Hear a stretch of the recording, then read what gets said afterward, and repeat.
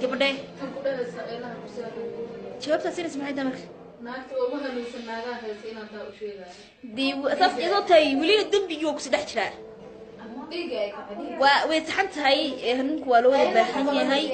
qofka bini aadanka ah qalad uu galaa aniga waa aaminsan qalad inaan galay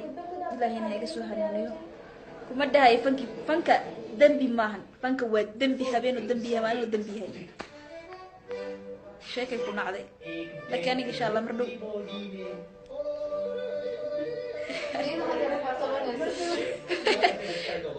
abad bamiya يسود عيد إنه له يجمدوا بيا أصحابي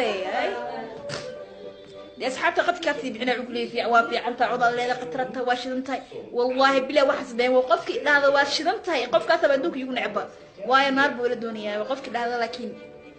ليه كسهل إنه يوقف جعل ثاني جاء من سنة سعدي هانتي إذا